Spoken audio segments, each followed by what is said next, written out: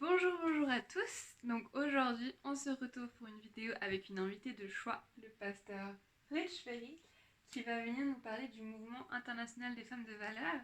Donc avant de nous parler de ce mouvement, est-ce que tu peux te présenter en quelques mots, nous en dire un petit peu plus sur toi? Bien sûr. Merci déjà de m'avoir donné cette opportunité. Avec plaisir. Merci beaucoup. Alors, je suis Ruth Chveri. Je suis mariée au pasteur Richard Chveri, valaisan et suisse d'origine. Et moi-même, je suis d'origine camerounaise, suissesse également, valaisanne. Et donc, 100% Jésus-Christ. Donc, 50% Cameroun, 50% Suisse, 100% Jésus. Alors, je suis mère de 8 enfants, donc 5 biologiques, 3 adoptés, ça fait 8. Nous avons 8 enfants, mon mari et moi, plus tout ce que nous avons dans les nations, voilà. Et j'ai fait les études académiques. Après le baccalauréat, j'ai étudié 3 années d'informatique. Et le plus important pour moi, c'est ce que j'ai fait avec Dieu. J'ai suivi des écoles bibliques, j'ai fait des écoles de formation. C'est pas ça qui fait mon point, mais la parole de Dieu dit il n'y a pas de révélation sans connaissance, il n'y a pas de connaissance sans révélation, les deux vont de pair. Donc voilà, j'ai joint les deux et je rends grâce à Dieu de m'avoir permis de suivre toutes ces écoles de formation. J'ai fait l'école du ministère supérieur, j'ai fait l'école de mission, j'ai fait plein de formations, voilà. Juste pour me présenter, loin de moi les petits brins d'orgueil, parce que c'est Dieu qui fait tout en moi. Et puis, j'ai été donc missionnaire depuis mon pays. J'ai travaillé à l'école biblique pendant 7 ans. J'ai travaillé dans mon église. J'ai travaillé dans le corps de Christ. Et ici en Suisse également, j'ai travaillé dans le corps de Christ. J'ai aidé dans les églises avant que le Seigneur ne m'établisse. Et en même temps, le Seigneur s'est saisi de moi pendant 3 ans. Et puis, il m'a préparé d'abord à ce ministère, à ce mouvement international des femmes de valeur. Il m'a préparé aussi au ministère que mon époux et moi nous dirigeons, donc le ministère de la préparation de l'épouse. Tout tourne autour de l'épouse de Christ. C'est pour vous dire que le Seigneur m'a mise de côté, comme il avait mis Paul et Silas dans la consécration.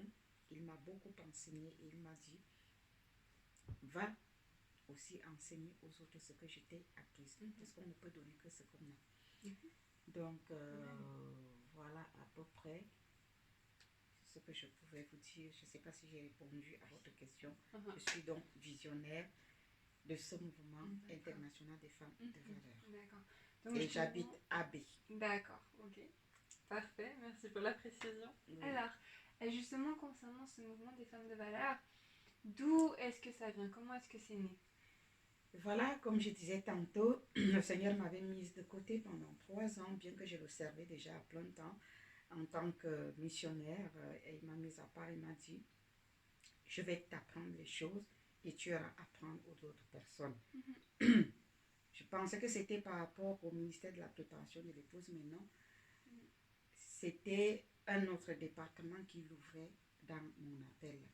Alors, il m'a mise de côté pendant ces 3 années où je passais le temps à jeûner, à prier. Il me parlait par des visions, des songes, comme vous savez, et beaucoup plus, il me parlait par sa parole. D'ailleurs, il m'avait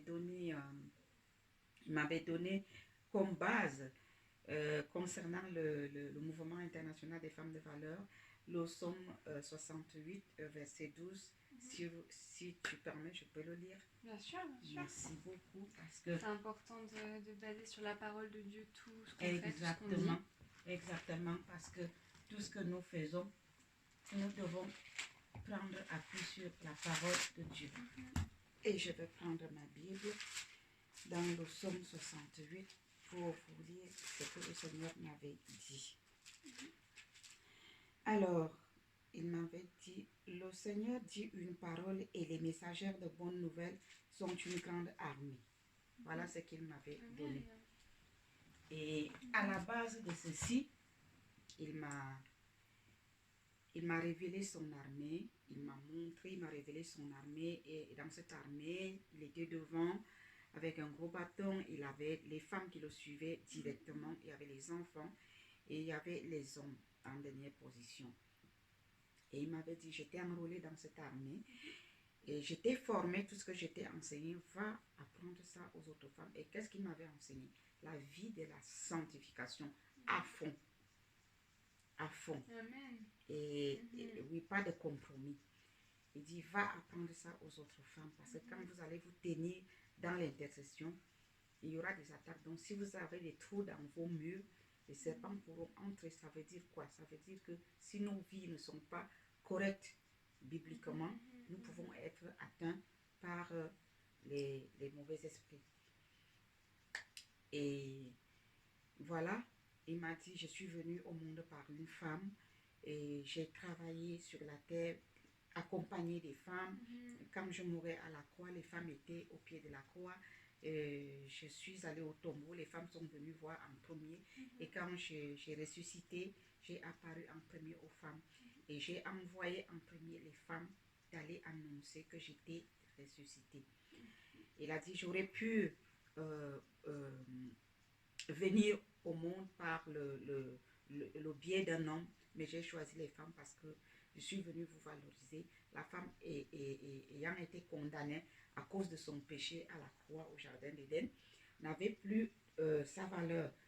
Les femmes ont perdu leur valeur, elles n'avaient plus de bouche, elles n'avaient plus de parole, elles étaient condamnées, mais Dieu avait dit que c'est le talon de la femme qui écrasera la tête du serpent.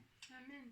Et le serpent qui est venu maintenant aveugler, détruire son église, enfoncer son église dans la compromission, c'est la femme qui doit se lever pour écraser la tête du serpent dans le corps de Christ, pour que le peuple de Dieu revienne à la raison. Parce qu'il y a un serpent qui est en train de détruire l'église de Jésus-Christ en ce moment, par la compromission. Et beaucoup de désordres sont rentrés dans les églises. Il a dit, je ne vous envoie pas les juger, je ne vous envoie pas les condamner, ni critiquer, ne juger personne, ne condamner personne. Priez et avec des entrailles de miséricorde, criez pour mon peuple, que mon peuple se répande, sonnez la trompette de la repentance, que mon peuple revienne à moi, parce que je reviens bientôt chercher mon église. Et il ne nous a pas choisis parce que nous sommes purs. Il ne m'a pas parlé parce que je suis parfaite. Il a juste choisi un vase et il a juste choisi les femmes parce que voilà, les femmes sont des porteuses de vie. D'accord. Donc c'est un mouvement de prière qui englobe les femmes. Concrètement, comment est-ce que ça se passe? Alors concrètement, nous prions. Nous avons des groupes sur pied, des groupes WhatsApp. Et nous prions quotidiennement selon le thème que le Seigneur nous donne. Parce qu'il nous donne les thèmes la nuit pendant que nous prions individuellement. Le Seigneur se révèle à nous et le matin nous mettons ces thèmes dans nos différents groupes WhatsApp. Et c'est comme ça que les prières, les thèmes peuvent se répandre dans les 3 continents que nous avons déjà en même temps, parce que les chefs de groupe de chaque continent ou de chaque pays sont dans le groupe central où nous puisons le thème de la journée que le Seigneur donne. Et à partir du groupe central, les chefs d'antenne, les chefs de groupe prennent donc le thème de la journée et partagent dans leur groupe, dans leurs différents groupes. Et comme ça, toutes les femmes qui sont impliquées dans le mouvement, donc dans les 3 continents que nous avons déjà, prient en même temps pour le même sujet.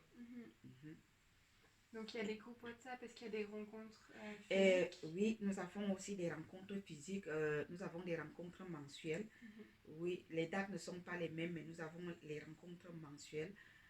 Chaque groupe a ses dates, mais mensuellement on se rencontre et aussi nous tenons aussi des retraites d'intercession, de prière et puis des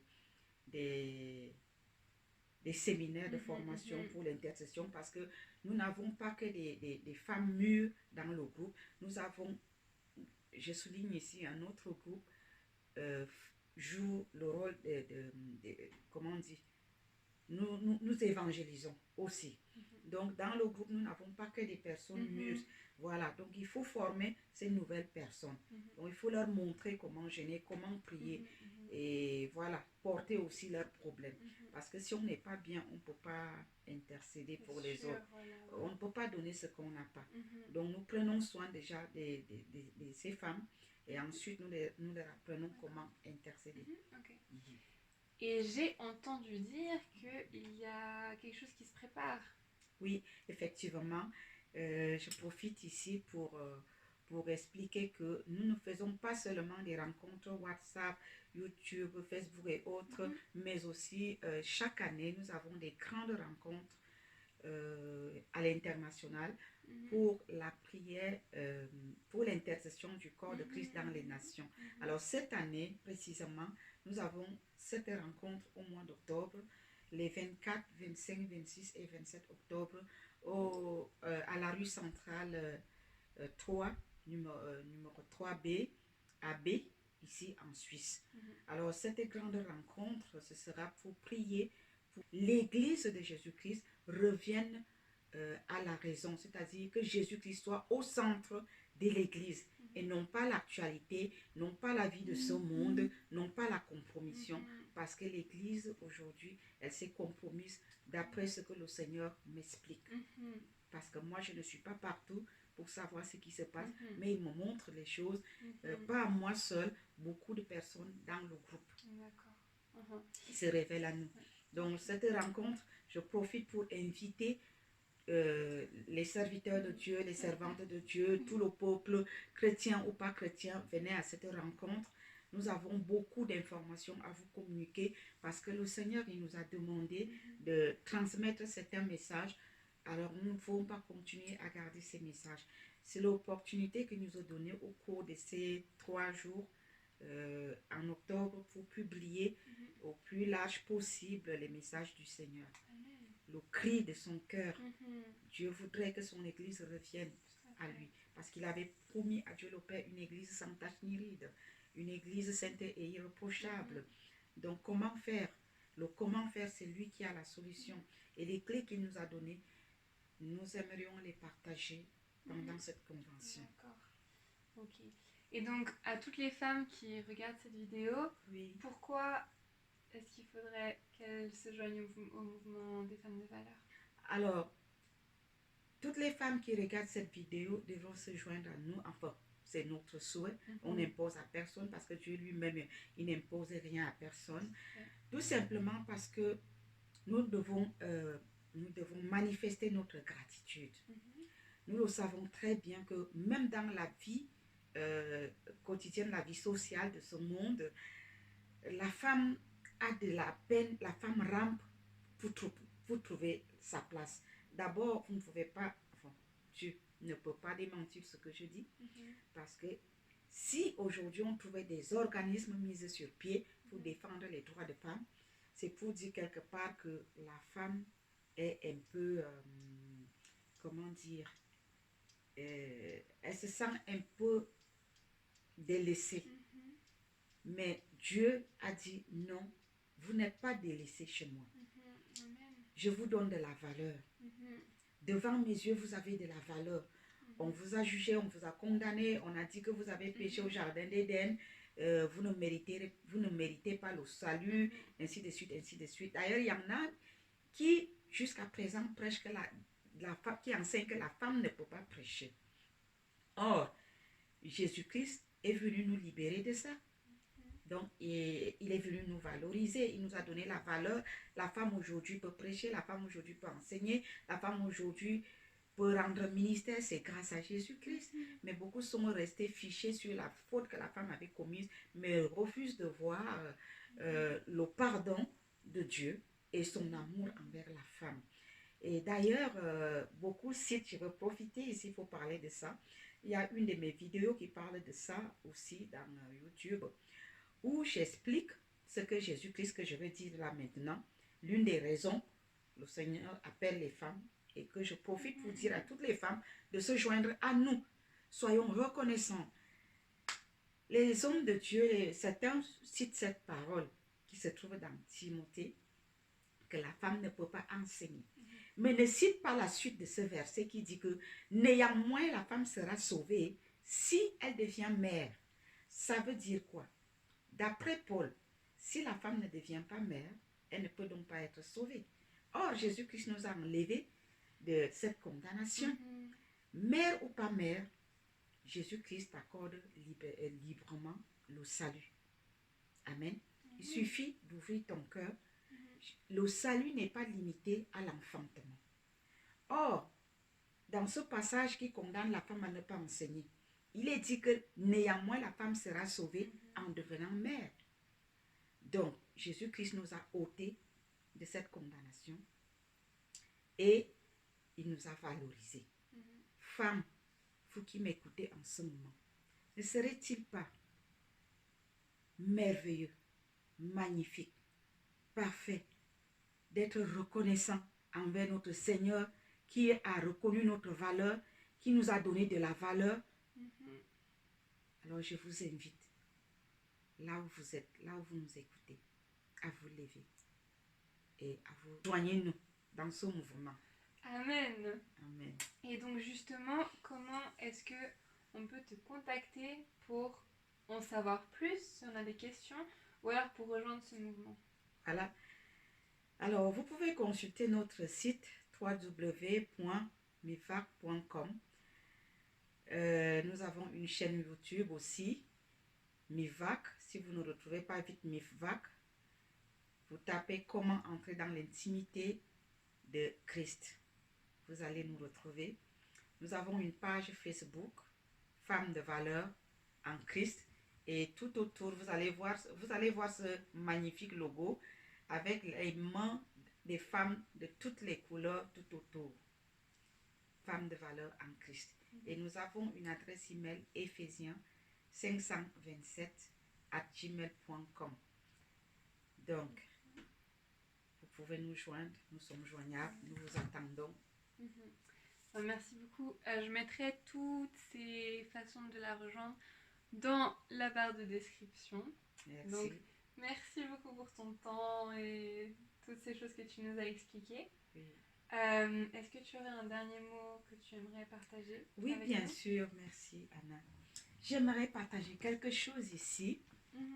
Alors, la base de ce mouvement, comme je vous ai parlé du Somme 68, verset 12, la base de ce mouvement, parce que à la base, c'est un ministère.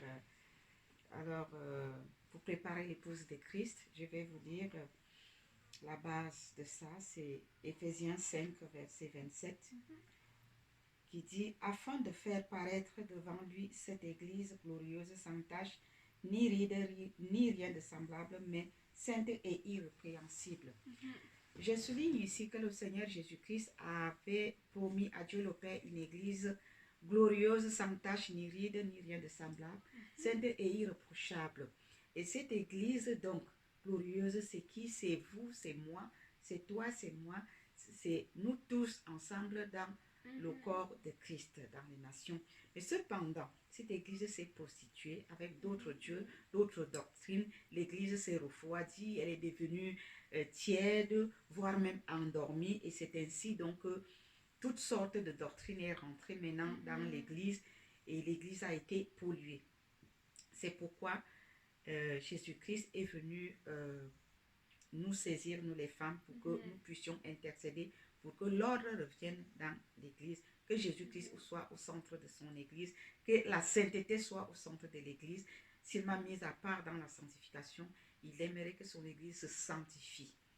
Parce qu'il a, comme il avait promis à Dieu le Père, une église glorieuse, sans tache ni ride. Et d'ailleurs, je vous envoie lire, si vous voulez, Matthieu 25, les vierges folles et les vierges sages. Voilà l'une des choses qu'il m'a martelé. Il m'a dit, j'aimerais que mon église soit une vierge sage. Amen. Donc, j'aimerais prier pour que vraiment, vous qui m'entendez aujourd'hui, vous qui nous écoutez aujourd'hui, que chacun de vous prenne conscience. Surtout, je m'adresse aux femmes.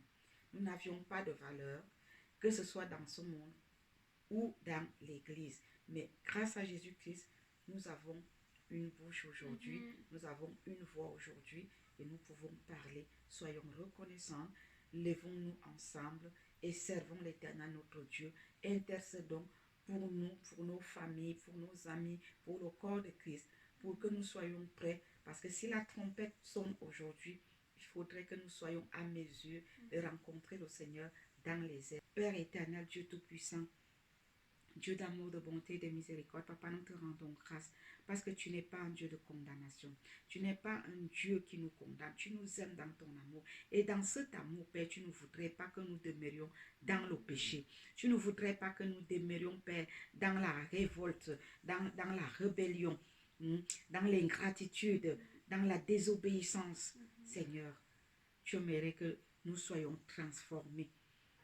Père, nous te rendons grâce parce qu'il t'a plu de tendre ta main vers nous, les femmes, et de nous valoriser pour que nous puissions nous lever. Papa, je prie que toutes les femmes qui nous écoutent en ce moment, Père, et même celles qui nous écouteront à la suite, Père, que le Saint-Esprit impacte leur cœur. Au nom de Jésus, et qu'elles se lèvent, chrétiennes ou pas chrétiennes. Tu m'avais parlé des femmes, tu n'avais pas limité, Seigneur. Père, nous devons nous lever pour intercéder pour ton peuple. Je prie aussi pour les femmes qui ne sont pas encore converties. Je prie pour les femmes qui sont aussi dans d'autres endroits, parce que l'une des choses que le Seigneur m'avait dit, Papa, tu m'avais dit que ton église se trouve partout, que ce soit chez les musulmans, chez les catholiques, chez les bouddhistes, même les athées, dans ce monde, ton église est partout. Père, nous prions que ton église sorte de sa captivité et se joigne en nous. Que les femmes qui nous entendent en ce moment soient interpellées par ce message et se lèvent pour nous rejoindre. C'est toi qui crée le vouloir et le faire et c'est toi qui pourras les transformer. Au nom de Jésus-Christ. Amen. Amen. Merci beaucoup, Anna. Merci à toi. Donc voilà, je laisserai tout dans la description comme j'ai dit avant. N'hésitez pas à partager cette vidéo autour de vous à toutes les femmes que vous connaissez, dans vos églises, dans votre entourage. Et n'hésitez pas à nous contacter. Vous pouvez la contacter à son adresse mail, oui, comme il nous a expliqué avant. Éphésiens aussi, voilà. 527@gmail.com. Voilà, vous pouvez aussi me contacter à mon adresse mail, laisser un commentaire. N'hésitez pas à vous abonner. Et puis nous, on se voit tout bientôt. Soyez bénis. Ciao, ciao. Ciao.